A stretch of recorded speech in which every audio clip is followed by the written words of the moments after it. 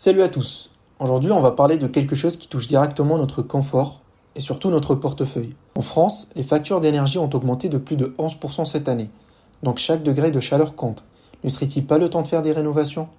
Saviez-vous qu'environ 15% de la chaleur d'une maison s'échappe par les fenêtres? Oui, c'est énorme. Et si vos fenêtres sont en simple vitrage, c'est un peu comme si vous laissiez la chaleur s'échapper par des petits trous invisibles. Mais pourquoi et comment cette chaleur se perd-elle? On va voir ensemble les trois phénomènes qui expliquent cela.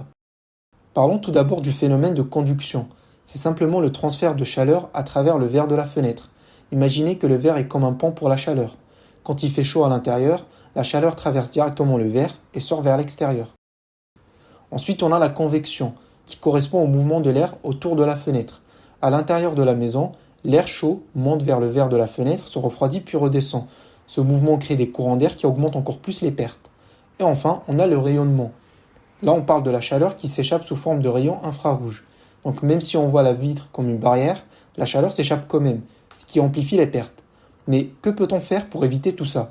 Heureusement, on a la solution, qui est le double vitrage. C'est en fait deux vitres séparées par une couche d'air ou de gaz, comme l'argan, qui est un excellent isolant.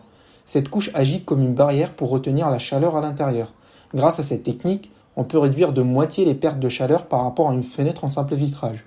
Pour illustrer tout ça, imaginons une maison avec 10 mètres carrés de fenêtres en simple vitrage, une température intérieure de 19 degrés et une température extérieure de -1 degré en plein hiver. Pendant une période de 90 jours, on va calculer la perte de chaleur avec la formule que vous voyez ici. Avec un simple vitrage, la conductivité thermique est de 5,8 watts par mètre carré par Kelvin.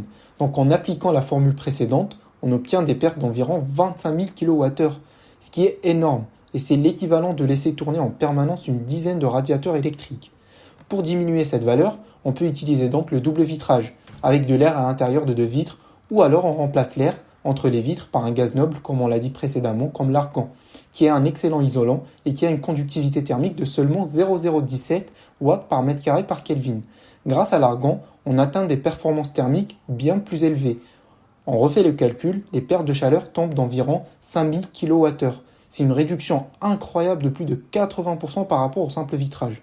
Mais attendez, on peut faire encore mieux. Il existe aussi des vitrages à haute performance ou à basse émissivité. Ces vitrages ont une fine couche métallique, souvent en argent, qui reflète la chaleur vers l'intérieur. En hiver, ça garde votre maison bien au chaud. Et en été, ça bloque les rayons solaires pour garder la fraîcheur. Et dernière chose, faut pas oublier les cadres de la fenêtre.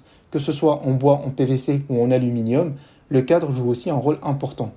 Alors, investir dans des fenêtres isolantes, ça veut dire quoi? Ça veut dire faire des économies sur vos factures d'énergie, mais aussi un geste pour la planète. Moins de chauffage, donc moins d'énergie consommée et moins de CO2 rejeté dans l'atmosphère. En plus, l'État propose des aides financières comme MaPrimeRénov' pour vous aider à rénover vos fenêtres et améliorer l'efficacité énergétique de votre logement.